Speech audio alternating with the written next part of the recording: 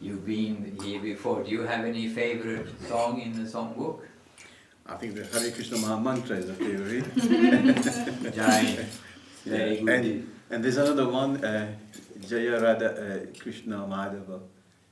Jaya Radha, Jaya Krishna, Jaya Vrindavan. Or Jaya Radha Madhava, Kunja Vihari. Yeah, Kunja Vihari, yeah. Jaya Radha Madhava.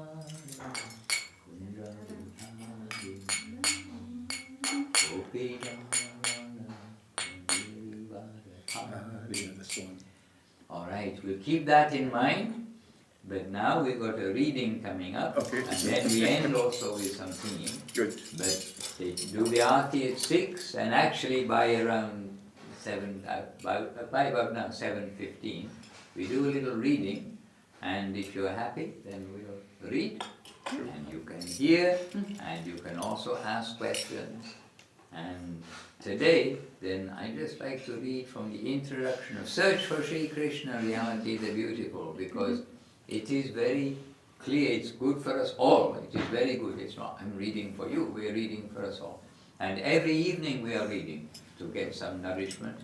And we read from Srila Govinda Maharaj, or Srila Guru Maharaj, Srila Śrīla Maharaj, and Srila Prabhupada. So these are our three sources of reading.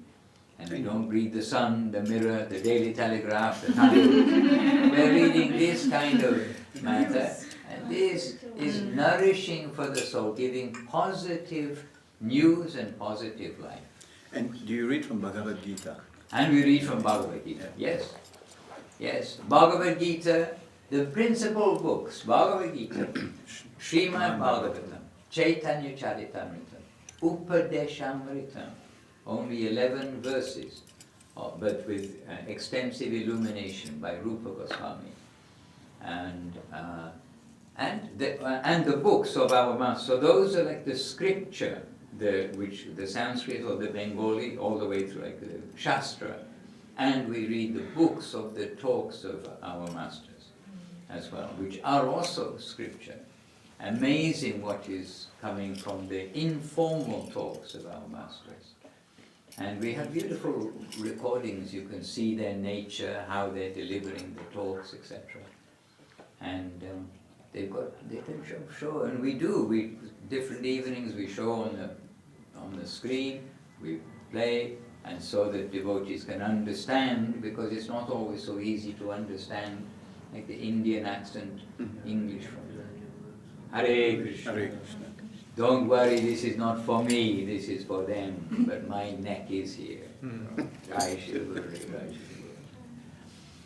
And this formality, and this is for you. No, I don't deserve yes, that. For you, and for your and for your good wife. Oh no. This is proper. It's proper honor. I don't deserve that. Really. No, you're a guru. You're a guru. This is prasadam. Okay. But also it is proper honor. Etiquette will be, if the king will come, naturally they will get a garland, and in some way you are representing that. So, I mean, I'm just like everyone. So. I know, we are like everyone, but there is some uniform that goes with the pose. I see you much higher up because you're well knowledgeable. That is your kindness, but some happy etiquette. We all have our feet on the ground, but etiquette is very good to follow. And Mahaprabhu's gone. Mahaprabhu in Chaitanya Charitamrita which you will love to read. If you start reading it, it's a bit big, it's around 11,000 verses, but you start reading it and you'll find you'll want to read it every day. You look forward to reading. And Mahaprabhu, Chaitanya Mahaprabhu, who's on the altar, who is Leela, his pastimes are given in the Chaitanya Charitamrita, the book called Chaitanya Charitamrita. There he's showing perfect etiquette in all respects of society, etc. So we are happy to honor you. And Thank you so much for that. Appropriate way, yes. I have another question. There is another very well popular book in India, the Excuse me? Ramayana. Oh, the Ramayana. Yeah. So do you read from that as well? We don't have time to read the Ramayana. You know how long it is? It is very long. Yeah. And we don't have time to read the Mahabharata. You know how long Mahabharata is? Now, Mahabharata is 100,000 verses. 100,000 verses. And the Ramayana, it's many verses. I don't know the number. You have to add them up on your fingers one day. But it's a lot of verses. But we do read the essence of the Ramayana and the essence of the Mahabharata, and these are included within Srimad Bhagavatam, the final work of Veda Vyas. Yes. And so there are 9 cantos. Then the 10th canto is Krishna Leela in Vrindavan. And then 11th and 12th is like the summarizing everything that's gone before, with instruction, practical things, everything for the activity of a civilized person. And we need guidelines to be civilized, otherwise we are uncivilized. And so in Srimad Bhagavatam, we have the essence of the Ramayana, and there's a whole section which is the essence of Ramachandra's appearance, and some of his the Leelas, and the instruction from those Leelas. It's not just entertaining like seeing a soap opera. There is a message there, and very important messages are there. And so the important messages of Ramayana and of Mahabharata are in Srimad Bhagavatam and in Sri Chaitanya Charitamrita and in the words and teachings of our masters. And so we have actually, so many beautiful quotes from the Srimad Bhagavatam, the Ramayana, and from Mahabharata. And the purpose of the Ramayana is to draw the attention of the public. Like you were saying, it's a wonderful book. We read this. You maybe read it from your childhood. Your mum and dad read it to you to put you to sleep at night. And then all the warriors and all these things. But, it's a beautiful, epic. It's an epic. It is an epic. It's not a 5-minute book to read. And Mahabharata also. They are attracting us with the epic, but for a purpose. And in the case of the Mahabharata, it's told that the heart of the Mahabharata is Bhagavad Gita, which is only, I think, 800 or 700 verses. It's short. Bhagavad Gita is short. But that is the purpose of all of this, all this fighting, which did take place. And it's a whole drama story and the interaction of karma. Every one action has got all sorts of reasons behind it, which actually you have to read and see under the guidance of a master to understand that it's not just the entertainment factor, but it's the instructional factor. And so the instructional part, without the unnecessary part, if you like, as far as instruction goes, is given in Srimad Bhagavatam, which is Vyasadev's last work. He compiled the Vedas, and then he gave the sum and substance of Veda. Veda means knowledge. And he gave so much knowledge about so many things. We can know the dimension. The Veda tells you the dimension of the universe, how it's made, not from a Big Bang. Big Bang theory, that's the most childish and foolish thing ever, because what went bang? And then look at what, even if you follow their theory, what went bang and then suddenly life came out of a rock? No. But even if you think, even if you follow that, what went bang? With their microscopes and different ways, they can look at one grain of sand and study that with the best brains in the world, one lifetime, and then continue that study in the next generation, and still not come to the end of the qualities of one grain of sand. With the atom, the other things, and from sand you make glass. Yes. That's amazing. Anyway, the point is that just by one bit of what went bang, it's amazing. When you used to look fine, so where's it all come from? So the Vedavyas, he's given a description of so many things, so much knowledge of how everything is created from life. Life creates matter. If you just have mud, you've got mud. But if you put a speck of life in there, you've got a daffodil. Yeah. And from that mud, you've got colour. From that mud, you've got scent. And I don't know if you can eat a daffodil, but from that mud, you get taste. And from the same pile of mud, you can have a daffodil, and you can have a chili tree. And how is it all coming from? Life. So life is behind everything, and if there is no life, what's the question about a rock existing? Well, what's the point of existing? How is it existing? Everything's first from consciousness. And then coming to life comes from life. You need mother and father to have a child. You need the trees makes another tree. And maybe there's some evolution of the adaptation of the tree to the cold, the heat, and so many things like this. But you need life to produce life. And we are all individuals. We know we're individuals. And somebody insults us, and you're in the public eye. You get a lot of insult. You've got to get a bit of a hard skin. But you get the good, you get the bad, you get the ugly. But you can see everybody in your constituency. Everyone's got their own personality. Yeah. So the creator of everything must have personality. We can't have what he doesn't have. And so this then comes to the personality of Godhead. And anyway, so many things, we can go on in different ways. But the purpose of the Mahabharata is to get us to understand the Bhagavad Gita. And the Ramayana is actually from a previous yuga, where it is not Kali Yuga. It is the time when everything is very dharmic. Everyone lives a perfect life. They are not inclined to sin, or at least they know what is sin.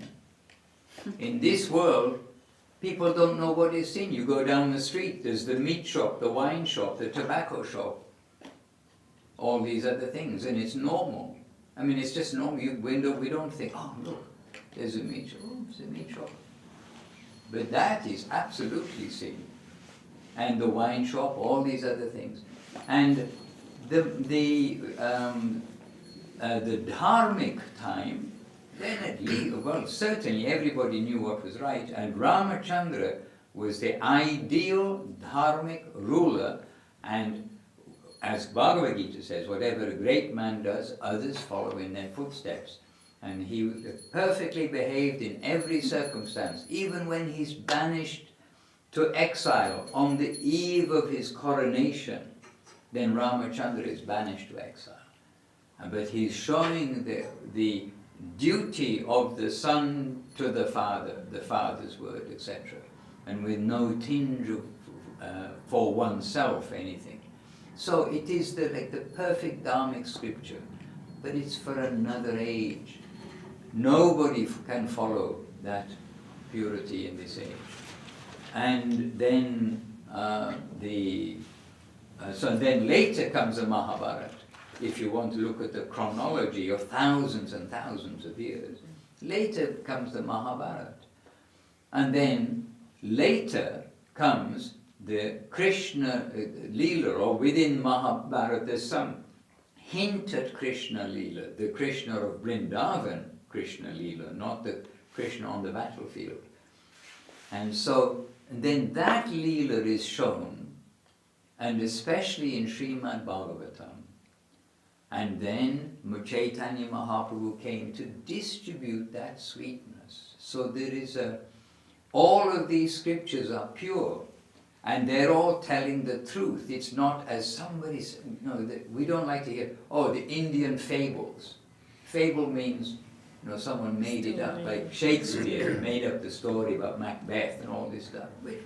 We know it's got some, inside thing and very clever, but it's a story. It's like a novel. You go to the shop, you go one section, or the library, one section novel, one section is geography, one section is history, and one section is like reality, it's, current affairs or something.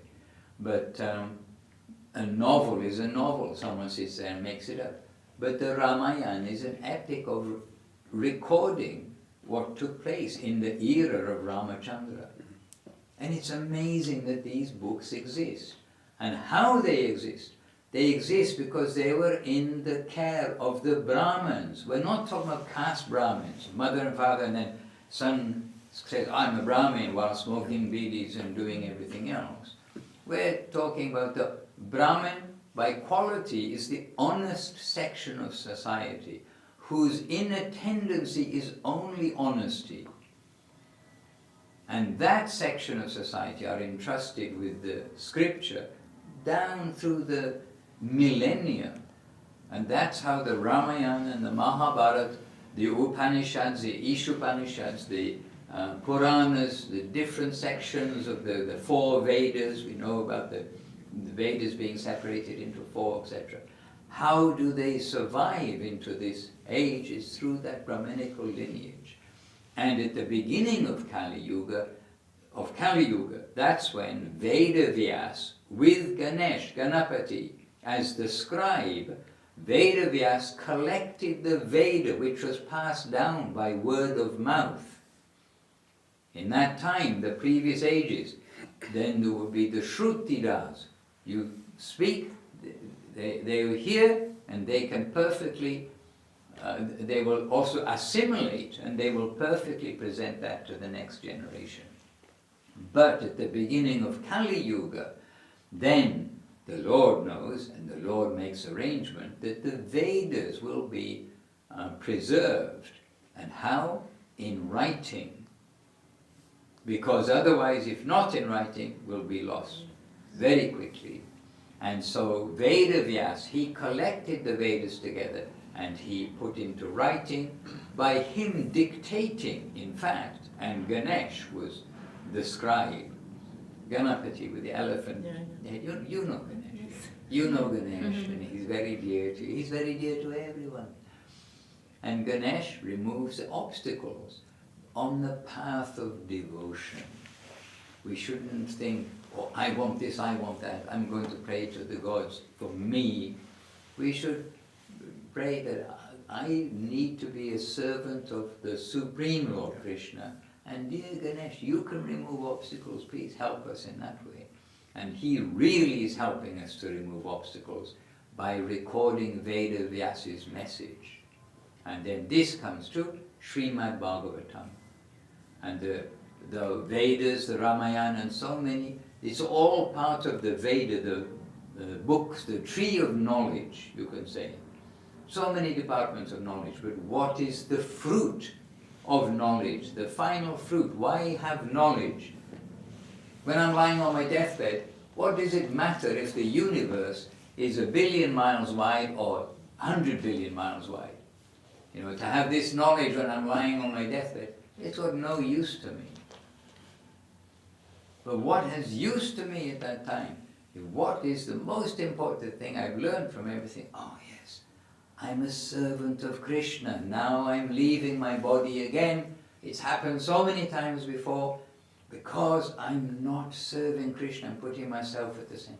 Krishna, Now finally I only want to take the final conclusion of knowledge. I'll take your name, Krishna, Krishna. Take Gauranga's name, Radha, Krishna combined. If we take the name of Gauranga here on the altar, and then this way, then we get the actual purpose of knowledge, which is Krishna prema, ecstasy, joy, happiness. Consciousness is meant for happiness, not for suffering. Consciousness, its food is joy, is happiness. Happiness comes from giving, not by cheating. And giving to the Lord is the nature of super happiness of the residents of Goloka Vrindavan. And we mentioned before, like in Delhi, they know London exists, but they may have never seen it. I mean, of course, many have, but those who've seen it, they tell others. So, similarly, Veda Vyasa is coming to tell us about Goloka Vrindavan. The purpose of knowledge is that we will try to get reinstated in our proper home, where everything is joyful, eternal, and ever living and alive and happy. And it's not a school children, it's not a kindergarten coloring book dream. It's what the greatest thing, look at the faces of our masters, the greatest, clearest thinkers, scholars, researchers, following the master, the master, the master. These very sober, alert, awake, clean persons. This is their conclusion. And they have done all the research, the study, the analysis, everything else, and it's there in the books. But if simply we can accept to say, oh, so the conclusion is, I'm not living in my home, I'm living like a campsite where you've got to keep moving. Every few months, every few years, we have to change our body, get given another body, who knows where, by our karma. But if we use our life properly, that body is on the upward journey, and if we can really use our life properly, like the children that are in the jail, which is a terrible thing. And I mean, it's just terrible, it's just very sad thing that they're. But we are like that. But if we have automatically think, how can we correct the children, the youths? They don't think they're children because they're teenagers. Teenager knows everything, right? They think they know everything. But then how to get them to see there's a beautiful life. Don't go back into jail again. So from the upper world, they're trying to see like that to us. Don't go back into another body. Don't go into this downward cycle of exploitation, everything. Come out of the restriction of the body and come to your home where you still have your personality. You have your personality body, not the blood and bones, which is just earth, just like the daffodil and the chili. Yeah. This is a human body. How is it made? By eating the daffodil and the chili. Then we become like this. So this is only mud, but our consciousness, it is the life, and we should live in the conscious world. And I know you're enthusiastic about the Ramayana. I could see it on your face when you mentioned Ramayana, which is wonderful. It's wonderful. Ramayana, Mahabharata, wonderful. But when we can come to the conclusion, then we give our attention there, and honestly don't have time to read 100,000 verses. But I have sat with our wonderful Guru, Śrīla Govinda Mahārāj, and he's explained many things in Ramayana, and it's amazing, and it's so intricate that our general reading of it will only get a hint at the glory that is there. But the message, that, if we focus, we will see, that is accessible for everyone. We don't need a whole intricacy, understanding of the karmic laws. Hare Krishna. Have any of these good people given you a book or indicated a book Yes. called Search for Sri Krishna, Reality the Beautiful? Not yet this one. Not yet. Okay, So maybe one day, we yeah. got to change that. Anyway, I was going to read from the book, but maybe we're a little late now. But... We gave directly Sharanagati. So, Huh? Sharanagati, we gave the Yeah. book Sharanagati. Oh, you gave the book Sharanagati? Yeah, yeah. Well, we have a new book, and you might have seen it at the front. It's called The Devotional Treasure Chest. And when we printed it, this is printed from here a few months ago, and printed from here, and from the very first page, first line, it's going straight into very wonderful topics, and we are thinking it's not for a newcomer to read. They need some ABC, some background. Yeah. But we have a complete newcomer in Thailand who never had any of this, but from Buddhist background, and they read that book. That book, which we are thinking is for the those advanced or those who are somewhat established in understanding. And a lady, she read that book. And she was absolutely astounded, and then she arranged a book promotion, public program for promoting the book by her enthusiasm. And she was educated in university in Korea, and she's an educated lady, and she read that book. She was astounded. So, you say, give Sharanagati straight away. Every book is amazing, and different people, you may also pick up some of these deep things immediately, which took us years to pick up. Still we're picking things up. So, but there is a wonderful book called Search for Sri Krishna, which we can, very happily recommend. But I have to see Search for Sri Krishna. Anyway, I'm not sure we have time. Normally we try to finish before 8. And then share prasadam with whoever is here. So save your wife from cooking. Come here as often as you like. Attend the program, take prasadam. The devotees love to share prasadam.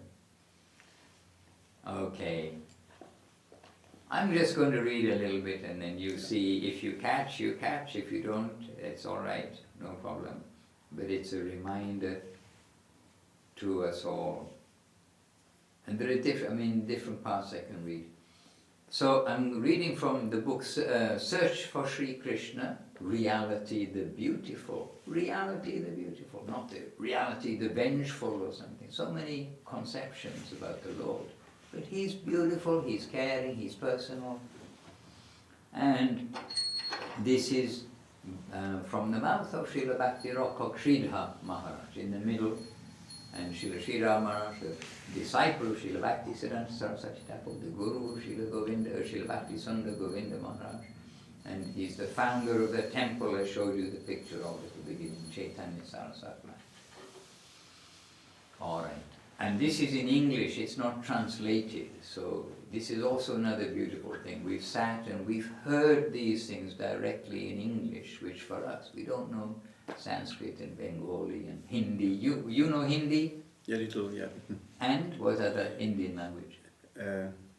Tamil? No. Gujarati? No, only Hindi. Bengali? Can understand a few words. Bangla? Yeah. Ektu Bangla bolte pace? Bushte pace? Alpo. Okay, little bit. Because most of these kirtans are in Bengali. They are in Bengali, yeah. I just came and said, do you come here fairly regularly? I've just come this time and I'm seeing you again happily. Recently I've been more regular. I've been here before, Okay, good. Yeah, I'm happy to hear. All right, anyway, I promise I'm going to read it. I'm trying my best, okay. Everyone is searching for rasa, pleasure. Everyone is searching for pleasure. The status of rasa, which is a Sanskrit word for pleasure, if you like, the status of rasa is the highest As persons, we have our subjective existence. Subjective. We are subject, other things are object. But rasa, pleasure, has his super-subjective existence above us. Pleasure is above us, and we are kind of trying to find it. He is a person. Pleasure is a person. He is Akhila Rasamrita Murti, the reservoir of all pleasure. Like you've got these reservoirs of water for drinking, for everything in London. There's a reservoir of pleasure, but personality. He is a person. He is, in Sanskrit, Akhila Rasamrita Murti, the reservoir of pleasure. He is Krishna. Rasa is Krishna. Joy is Krishna. And just consciousness means personality. He's not conscious. This is not conscious. But personality, a dog, maybe you've got some pet at home. You see a dog, cat, they're all conscious, but they've got personality. Consciousness means personality, must be there. So who is that reservoir of all pleasure? He is Krishna. Rasa is Krishna. I mean, just those 3 words, we can keep that and think about that. I mean, you can keep that and think, and your day and think these things. There cannot be rasa, pleasure, in any other place but Krishna. He is the fountainhead of all different types of pleasure, of rasa. And all different types means there are so many types of pleasure. There's the pleasure of the parent to the children. But as parents, you are also get pleasure as being the child of your parents. There's a pleasure between your friends. There's different standards, different types of pleasure. Pleasure from sport, pleasure from academia, pleasure from all sorts of things. So categorized, it's all kind of analyzed elsewhere, but pleasure is pleasure. There are so many kinds. Playing football, you all play football in England, right? Cricket. I know you're a cricket person. No, football, not cricket. Football, not cricket, okay. So there's pleasure in football, there's pleasure in cricket, okay. But Krishna is the fountainhead of all different types of pleasure, of rasa. So, by the nature of our constitution, that we want to search for pleasure, then we have to search after Krishna. That's it. End of the book. No, it's not. There's more to come. But that, it's just so solid and clear. And in the Brahma Sutra, part of the ancient scriptures, it is said, "Enquire after the supreme cause of this world." Search that. Enquire after the supreme cause of this world. Search. Then Śrīla Guru Maharāj saying, from where has everything come? How is everything maintaining its existence? By whom? So from where has everything come? How is it maintaining its existence? And by whom? And ultimately, where does everything enter after death? That is Brahma, spirit, the most fundamental plane from where everything springs up, remains, and ultimately enters. One moment, can you?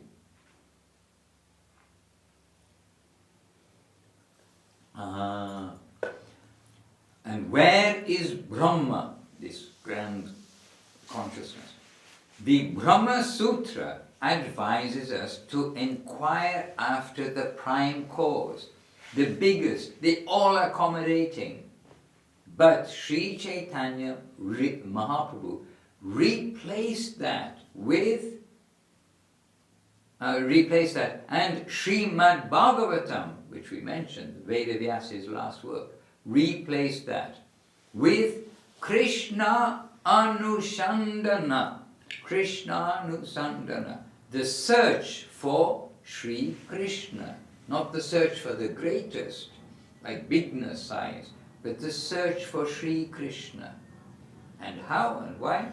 Because Brahma Jigyasa, searching after just the big spirit, the search for spirit is a dry thing. That is only an exercise of your thinking faculty, a jugglery of reason. But leave that behind. Begin the search for Sri Krishna and quench the thirst of your heart. Okay? Because the thirst of our heart is for joy. So search after Sri Krishna and quench the thirst of your heart, which is for joy. Rasa jigyasa, raso vaisaha. Then Guru Maharaj said, the things acquired by your reason will not satisfy you. Gyan, knowledge, cannot really quench your thirst. Just gets us inquisitive and we find something. Oh, that's amazing. Very interesting. So instead of Brahma Jigyasa, searching for the greatest, accept Krishnanusandana and begin the search for Sri Krishna. Where is Krishna? Our real want will be satisfied only by getting the service of Krishna and not by anything else. So Krishna is found when we come to try to serve him. In our prayer we ask, how can I serve you? Instead of the common prayer, which is, how can you serve me? I want this, I want that. Instead, we turn everything around. This is why we're actually in this world. Why did we take a temporary body? Because we wanted Krishna to be our servant. At best, or we wanted just to ignore him and myself, ourselves, we think we are independent and the center.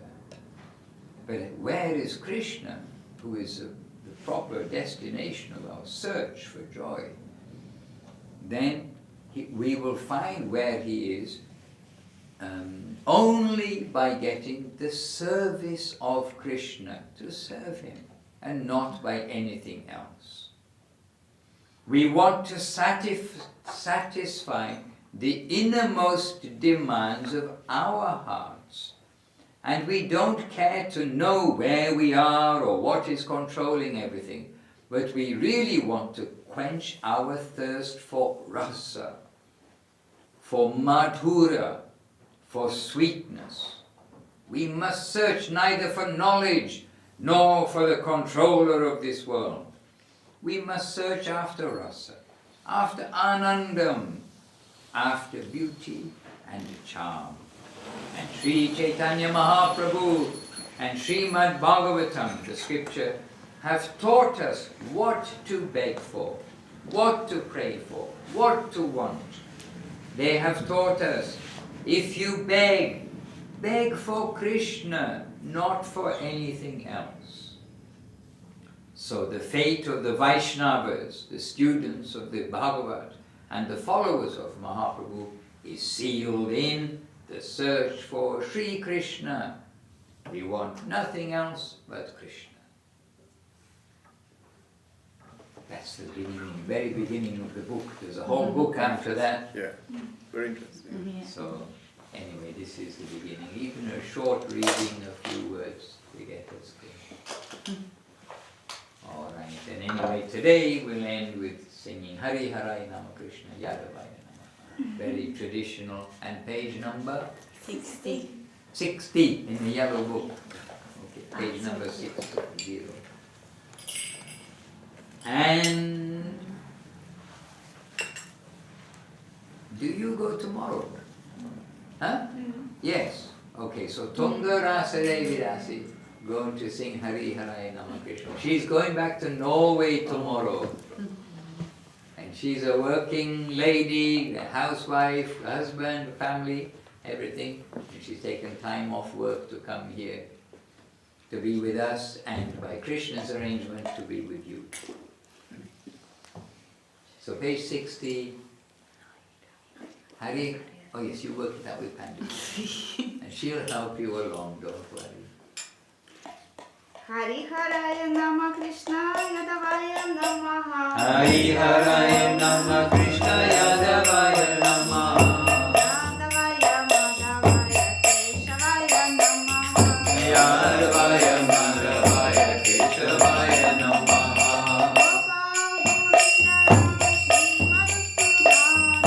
Gopal Govinda Ram Shri Madhusūdan.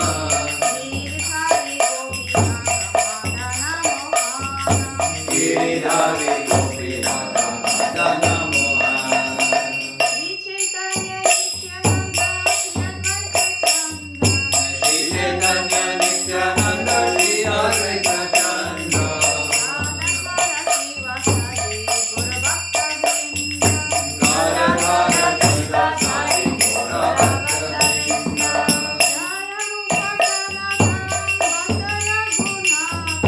Jaya Rupa Sanatan Bhakta Raghunatha.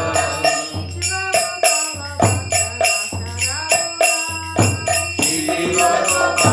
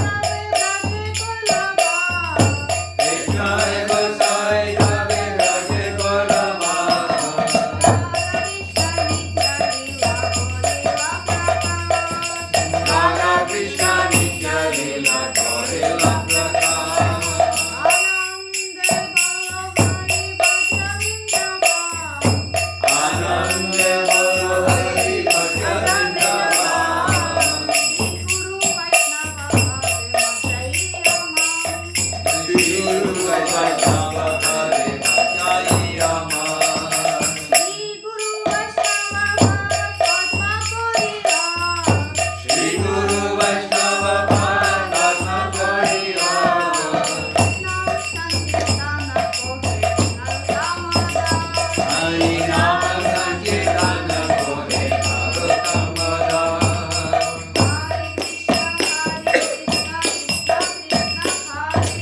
Hare Krishna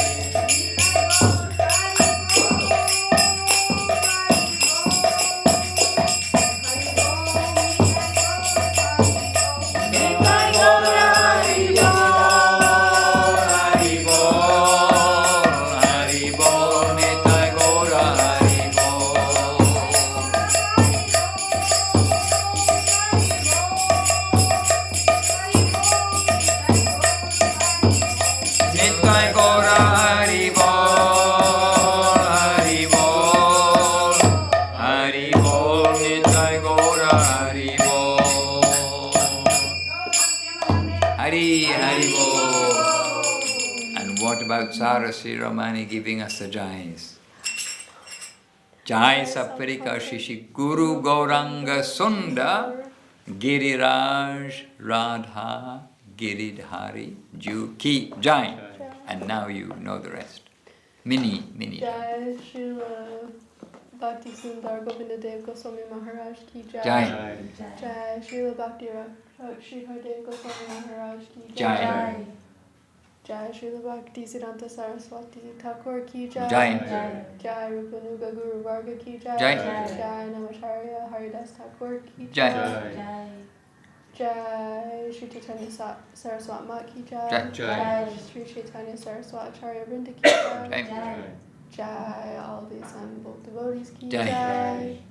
Jai Śrīla Bhakti Rañjan Madhusūdan Mahārāj ki Jai. Jai. Harinam Sankirtan ki Jai. Jai.